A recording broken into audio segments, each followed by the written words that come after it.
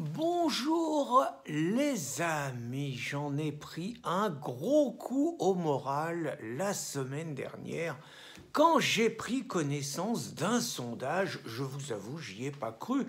J'ai cru que c'était de la propagande fasciste, que c'était un mensonge grossier orchestré par Robert Ménard, condamné, élu à 61% au premier tour dès le 15 mars. Et il s'avère que le sondage est sérieux, c'est un institut de sondage, c'est un hebdomadaire réputé que je ne citerai pas, qui a fait ce sondage. Robert, 61%.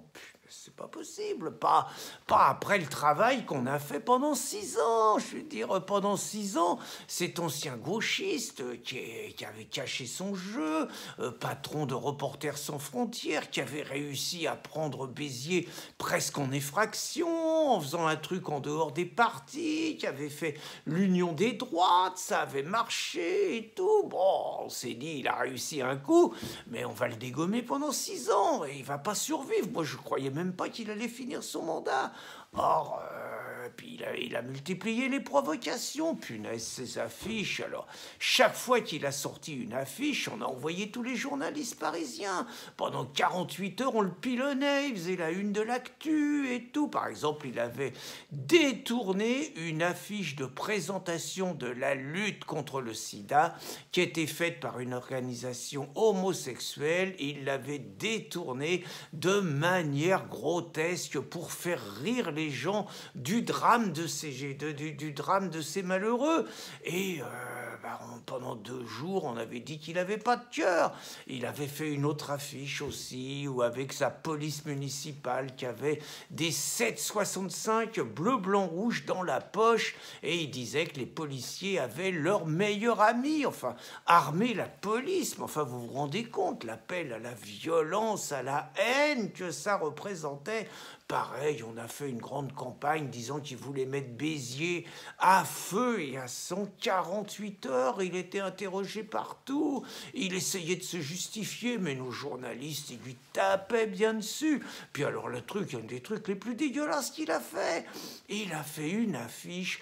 Ils arrivent, les migrants, bientôt dans notre centre-ville. Oh là, c'est comme si les migrants, ça représentait un danger, alors que c'est des gens, ils fuient la guerre, ils fuient les violences, ils fuient les persécutions, ils viennent, ils veulent qu'une chose. La plupart, c'est des médecins, c'est des gens qui ont fait des grandes études. Yvon est utile à la France, et lui, il a attisé la haine contre eux. Puis il en avait fait un autre, alors là, scandaleux. Je veux dire, l'apologie de la violence faite contre les femmes.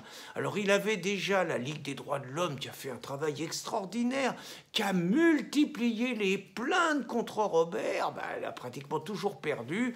Et Robert, il a fait un dessin dans le bulletin municipal. On voyait une grande claque dans la figure, et c'était la Ligue des droits de l'homme, un homme qui frappe une femme. Non mais vous vous rendez compte? Puis il en avait fait un autre, l'État étrangle nos communes, et on voyait un homme qui étranglait une femme dans un contexte où une femme tous les 3 jours subit des violences mortelles de la part de son compagnon. Vous voyez un peu. Puis attendez, il en avait fait une autre aussi. Il avait toujours une femme. Et Emmanuel Duverger a dit rien, elle est complice. On voyait donc une femme attachée sur le chemin de fer, sur la voie de chemin de fer, et il avait écrit, parce qu'il veut que le TGV vienne à Béziers, Robert, il avait écrit « Avec le TGV, elle aurait moins souffert ». Oh, ignoble, pareil, campagne de presse et tout. Mais le pire, c'est quand il avait avoué sur un plateau de télévision qu'il avait fiché les musulmans, puisqu'il disait qu'il y avait 91% d'enfants musulmans dans certaines de ces écoles, et il avait dit que pour dire ça, il avait des fichiers. Il avait eu beau dire que c'était des fichiers de l'éducation nationale, tout simplement. Tout le monde avait dit qu'il fichait les musulmans. On avait fait référence aux périodes les plus sombres de notre histoire. Et le vaillant communiste Aimé Couquet, 37 ans dans l'opposition, il était venu avec une étoile jaune, des procès partout et tout. Il les a tous gagnés. Donc Robert, ça marche pas, mais ça me fait penser à un autre. C'est le Fabien Engelmann à Hayange. Alors lui, c'est pareil, il aurait jamais dû gagner la mairie, c'était pas normal. Pareil, encore un ancien gaucho qui a mal tourné et tout. Alors lui, dès qu'il a été élu, de toute façon, le soir même, tout le monde criait à la mairie « Le fascisme ne passera pas, le fascisme ne passera pas ». Et les copains à Fabien, ils criaient « Démocratie, démocratie, démocratie ». Il y avait de l'ambiance. Et puis, comme ils ont fait à Béziers, parce qu'il y a Béziers, les gauchistes et puis les musulmans les plus radicaux, ils venaient foutre le bordel tout le temps au conseil municipal. À Hayange, c'était pareil. Tous les conseils municipaux, les 2 ou 3 premières années, c'était le bordel. Tous les journalistes venaient. Il faut dire que le Fabien, il avait multiplié les provocations comme Robert Ménard. Alors déjà, il y avait eu un scandale Mila. Une affaire et un scandale beaucoup plus grand que le scandale Mila qui vient d'arriver, la jeune fille islamophobe qui a osé dire du mal de la religion d'amour, de tolérance et de paix, qui n'a pas respecté le prophète. Là, c'était encore pire. Alain Mila, c'était un artiste local, un des plus grands artistes de France. Il avait fait dans le centre-ville une œuvre d'art fabuleuse en pierre. Il y avait une grosse pierre en hauteur qui faisait à peu près 1,20 m de haut sur 60 cm de large, et au pied de la grosse pierre, il y avait un œuf, un génie, ce Alain Mila. Vous savez pas ce qu'il a fait, Fabien? Il a fait peindre l'œuf en bleu. Aurélie Filippetti, elle a dit que c'était comme ça que les fascistes, ils méprisaient les artistes. Il y a eu toute une campagne. Il a été obligé de gratter sa peinture, mais il a quand même mis l'œuvre d'art ailleurs. Et puis alors, une autre provocation énorme, il a fait la fête du cochon tout de suite après son élection. Il dit qu'il l'avait promis dans son programme, c'est vrai, il l'a appliqué tout de suite.